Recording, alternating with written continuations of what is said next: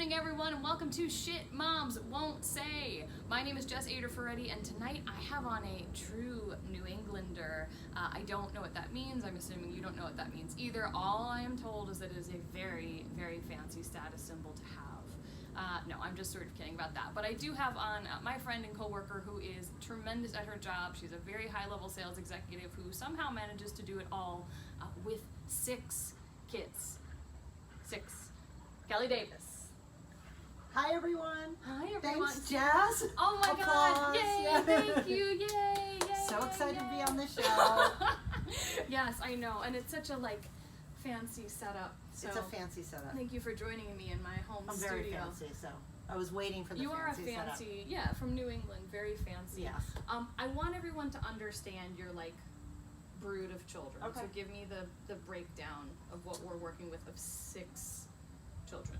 So my husband and I got together about 11 years ago, and he had 2 children and I had 4 children, and together we have 6 children. So I have 4 boys and then 2 awesome stepkids, a stepson and a stepdaughter, but I consider them my true biological kids. We're really 6 close. kids. And you're such a boy mom, and we're gonna get into that. So I wanna, again, before we kind of get into the big mom 3, you gave me a really good piece of advice before Lily was born that I then passed on to my wife, and I'm gonna challenge you on it, and I'm thinking you might know what that sentence is, but you gave me a very easy sentence to say to people when they offer you advice, or they're like, here, let me help you with that, and it's not something you want or that you're looking for. Do you remember what it was, and more importantly, do you remember the tone in which you told me to say it? The tone I don't remember, but I think I said that's not helpful, or thank you, but that's not helpful. Okay. But you do not remember so the tone is sort of the best part, so I'm a little bummed that you don't remember it, because it came out so naturally from you. So the way that you told me to say it is let's say somebody's like, let me hold the baby, and you obviously don't need that person to hold the baby. You say that is not helpful. However, you did say, but be kind and give a follow-up. So say, that is not helpful. You know what would be helpful, blah, blah, blah, blah, blah, blah, blah. Are you remembering So that I you totally gave remember such that. good Yeah. advice? Yeah, I totally remember that. You can pat yourself on the back. I'll pat myself on the back. That was good advice. I definitely remember that, mainly because someone told me to do it, because I hadn't been doing that for a long time. And it's mostly in a circumstance, I feel like it's not even advice, it's being judged almost. When people are judgy. Welcome to my show, Kelly. That's what the whole thing is about. People are like, you're a mom, you look like fucking Avril Lavigne. What are you talking about? They're like, you're 12. But which I'm not, but thank you. But 12. Thank you. But I thought that was really awesome advice. Yeah. And I think it's so indicative of who you are as a person and who you are as a parent. You're very good at being I don't like that. Let me help you help me, basically. Right. And that's a really cool quality to have. So thank you for that advice. It's one of the few pieces of advice we took as parents. Good. Well, you know what? You get to a point where so many people are like, you should be doing this, or why don't you do this, or how come you're not doing this, or the word should, you could should all over yourself. It's a really rough word. Yeah, I hate that word. We're gonna jump into the big mom 3, and as I know now, you are a wild fan of my show. I am a wild fan. You're I one can't of my tear myself away. I wait. She's one of my every many YouTube second. subscribers. We're gonna jump into the big mom 3. So first question: did you always know you wanted to be a mom? Okay, so I always knew I wanted to be a mom. I knew I wanted to be have a big family, because I come from a big family. I'm one of 5. I'm the oldest of 5, so I'm kind of used to all the chaos that goes with that. Yeah. But I also love the excitement that goes with that too. There's always so much going on and just a lot of fun. Not always. Sometimes there's not so much fun too, when people are fighting and making alignments and stuff. But I knew I wanted part of that. Did you know you wanted now 6 children? So here's the thing, Jess. Once you go past man-to-man defense, it's easy sailing. Going from 1 to 2 is so much harder than going from 2 to 3. Okay. Because the second one is used to healthy neglect, so they aren't as needy. Okay. Yeah. Okay, good. I'm excited for your answer on this, and I know I think I say that to pretty much everybody, but you're a shady bitch. Like, you might have a good one. Look shady. But on the inside, in your heart, you're a shady bitch, and that's why we're friends. What is, like, the shittiest or most backhanded piece of advice another mother or another parent has given you? So we've known each other now for a while. Yes. I tend to not hang out with people, or I drop them right away if we don't connect, and usually I don't connect with people who are bitches. Really. You really don't. No, I don't, and I don't have time for it, and I don't really want to. But when I was pregnant, I wouldn't say it's backhand advice, but I did, like, one of my friends who I adore took away what to expect when you're expecting, because I was so psychopath. I was a psycho book. about It's a it. really bad book. Because if it said it could be nothing, or it could be a rare genetic disease that no one can help you with, I went right for the rare genetic disease. Okay. But I can't say anyone gave me any backhanded advice. Although my mom, I think, was like, you need to control the kids. Why don't you get one of those big cages we used to? Oh, like the corral? Yes. Yeah. Oh my God. That What to Expect When You're Expecting book is awful. Like, Katie read it and scared the shit out of herself. I did no research at all. Yeah. None. Like, she like asked me to You're read better one off. book, and I Yeah. was like, okay, I'll read that one book, and I listened to it on audio, and I still had trouble paying attention. But we would watch every week the, like, What to Expect When You're Expecting video. First of all, Heidi Murkoff, who's on the video, a yellow shirt where I can see your black bra is not a cute look, babe. That's like, never a good look. You might want to think about editing your videos and overall editing your tone. And I will tag you in this. But, like, every week we'd watch, like, and the baby is the size of your nipple. Like, every week was something stupider than the last week. But every week we'd tune in. What does Heidi have to say this week? They get you. Because it's like the quintessential book, even though there's really not much in it that's of value to people. So, no, and it just freaks you out. Like, if your baby is not the size of a nipple, then you're like, why isn't my baby? They measured the baby on the sonogram. She should be, And what size is an actual average nipple, right? So then you're like kind of and then you're Googling like average size of nipple, average this baby's size. Not that size. Why isn't that? You could drive yourself nuts. And before I had so many kids, like the first one, I was a psychopath. Of course. Yeah. So of course. how old were you when you had your first kid? 28, 27. Okay. 20, yeah. So like an adult, but not like an adult. No. Like I wasn't. I didn't think I was an adult at 27. No. I was an idiot. No, I was not an adult. Okay. No. Okay. Third question of the Big Mom 3. Okay. What is a skill or a superpower you had before becoming a mom that you think has really helped you as a mom? Probably the ability to go with the flow. Like, you really are good at going with the flow. I can go with the flow. I can, like, you know, if somebody wants to do something different, I'm okay with it. I don't get married to one path for the day or even the hour. If somebody wants to do something else, that's fine. I can kind of. That's cool. And I guess you kind of have to with like 6 kids. You know, like 4 sort of raising from inception. Let's say. You know, and then adding to like you have to be able to just go with the flow. You have to just go with it. I love it. Yeah, you just gotta move. Speaking of your brood of children, so how does I can't even like imagine it, right? Like I have one baby, and I'm like, that's enough. Like maybe 2, right? Like 2 is like our cutoff. Yeah, 2's great. 6, and they all have different personalities. They're all interested in different things. Like I know your son Aiden was into like commercial acting for a while and auditioning for different Broadway shows, but is also like a baseball player. Right. You have a son who's a stand-up comic. Like all of your kids do different things. How? So. And if the answer because you're from New England isn't like I have really good help. No. I know you don't. I had no wish it help. was. I wish that was did the have answer. help.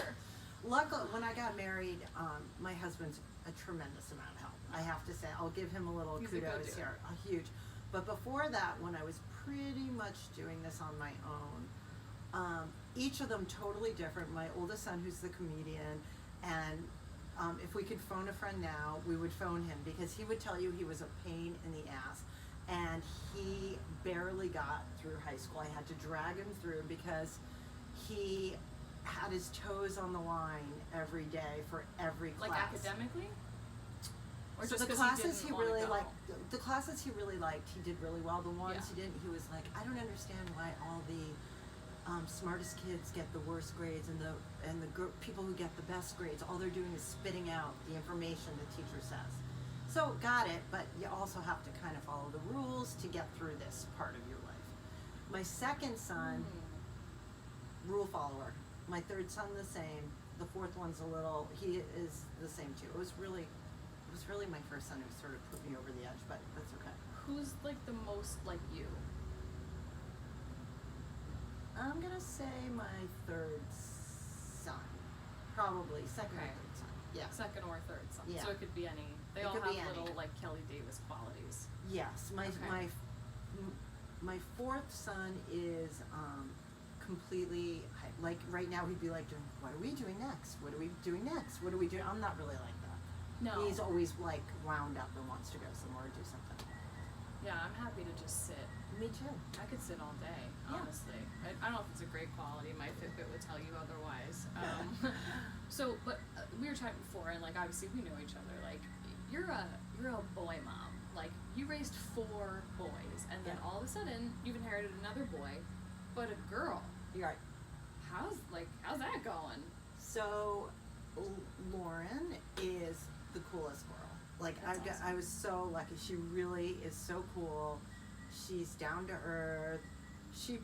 I don't know, she always accepted me. If you want to chime in when this is broadcast, Lauren, you could I say hope she maybe like, comments and she's like, I hate you. Kelly, you were actually a bitch. But we both of us are kind of quiet.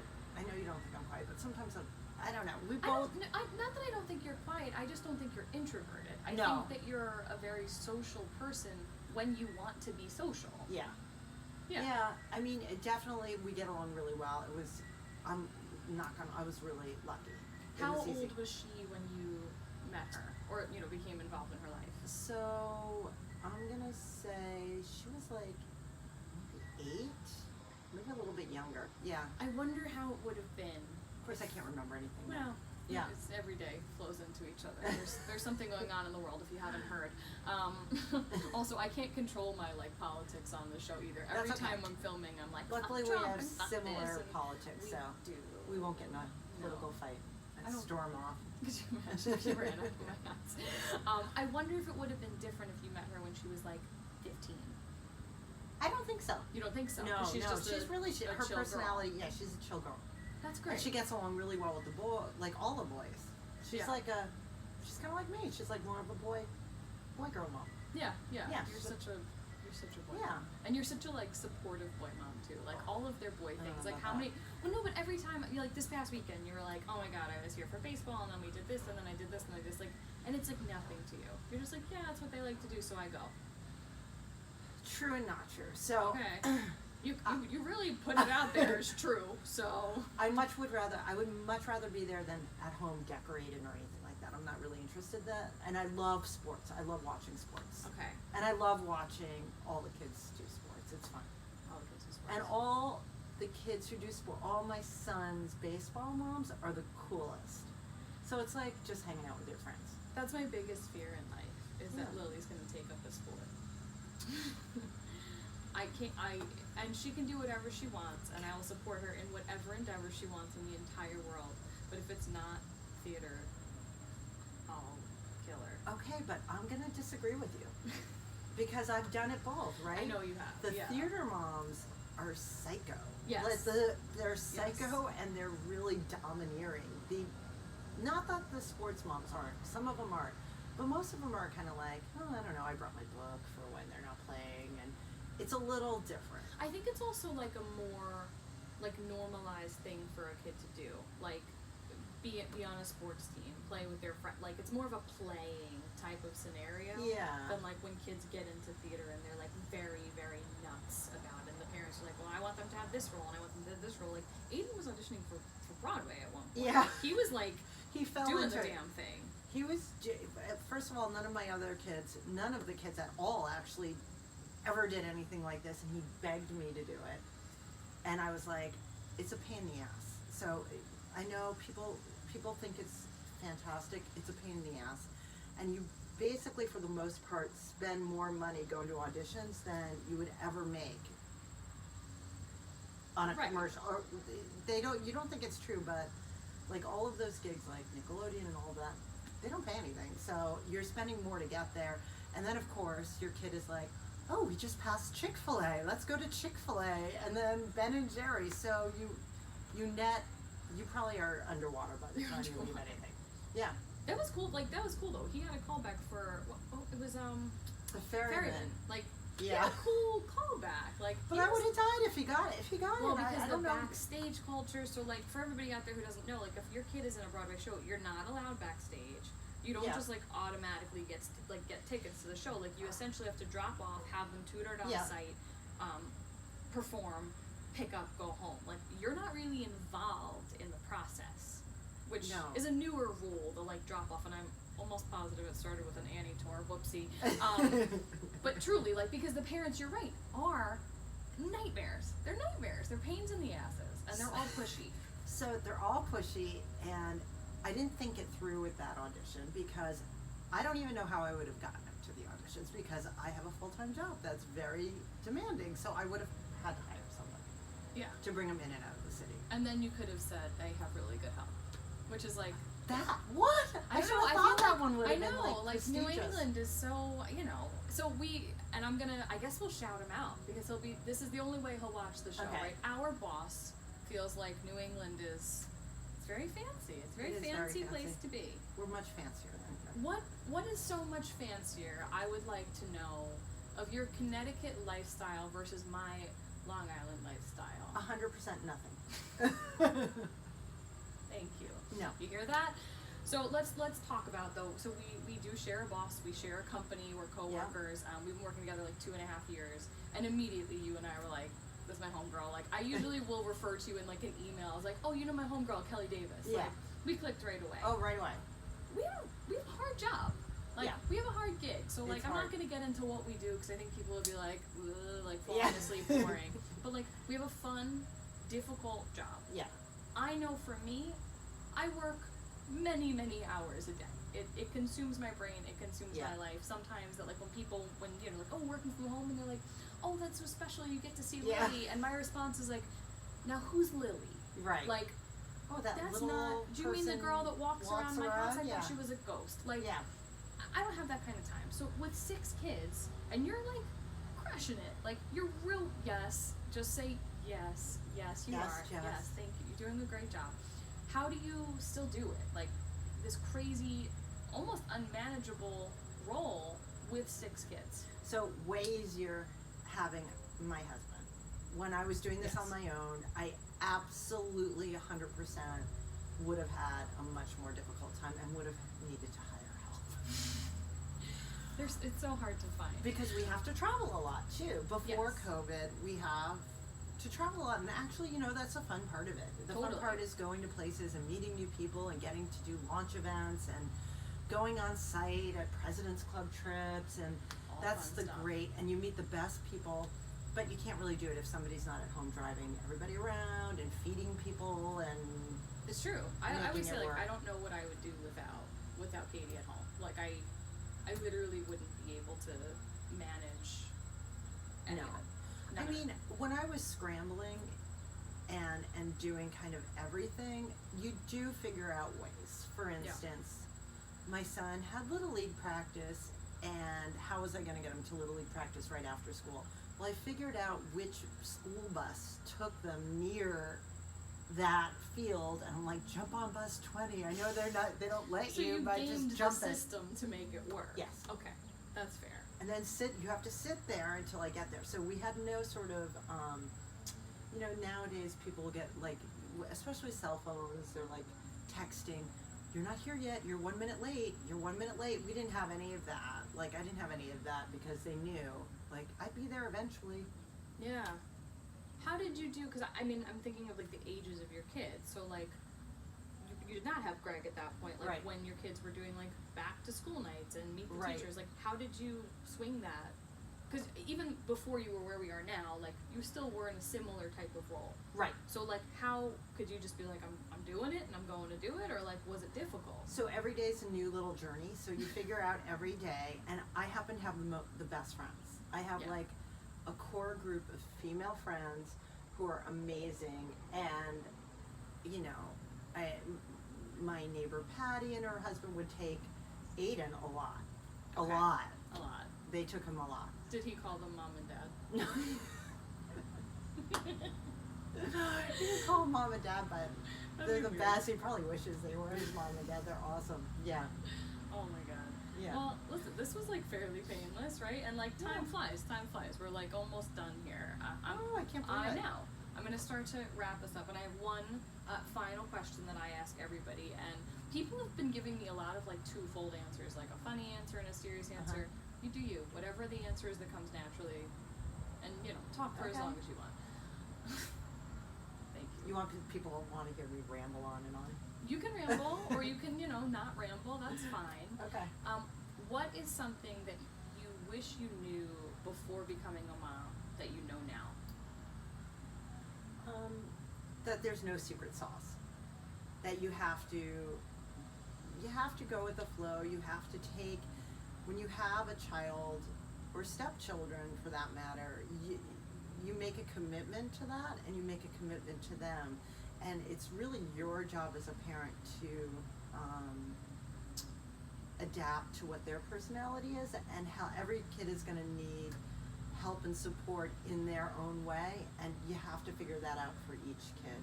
And it might not be what you would do, and I have kids that are like nothing like me, but I have to like adjust to what is best for them, not what's best for me. And that's the hardest thing. That is hard. And normally that would be my last question, but I've now concocted a follow-up. Okay. So I had my friend Liz on. She was our doula, and she's incredible, and she has 5 kids. And I asked her, I said, you know, it's all about, like you're saying, making the right choices for your kids' personalities. Right. When you're making a choice as a family, though, for a 6-person family, like, how does that work? And her answer was like, sometimes someone's shit out of luck. Yes. Is that it's like true. the same? Like you can't do it. We haven't gone on. We've gone on a couple of all family vacations. Okay. But it's really hard because people are like, I don't want to do that. Somebody is just out of luck.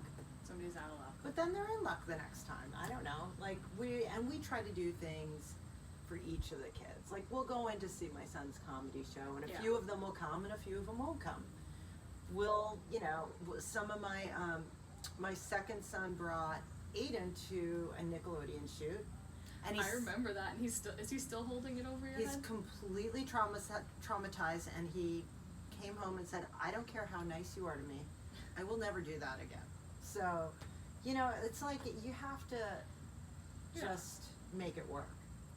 Make it work. That's a good message. Just like that is not helpul, and you have to make it work. You have to make it given work. 2 excellent pieces of advice. Well, I remember we were at that luncheon, and we sat with a psycho. She wasn't psycho, but she was very adamant about both parents always have to work. And I love her. Jess was talking to her, and I'm like, I turned to Jessica. It might not work out that way.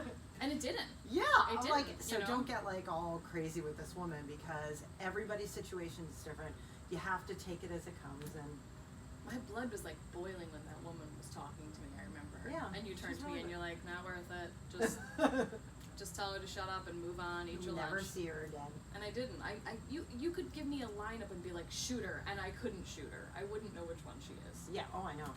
But she was very adamant about it. She was very aggressive. She was very. Women aggressive. are very aggressive. She didn't even know sometimes. either of us. I was like, "Geez, you're."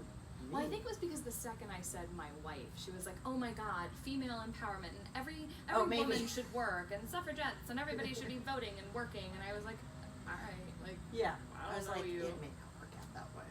You'll never know. I forgot about that. God, what a weirdo. Anyway, I think the message here is don't be a bitch.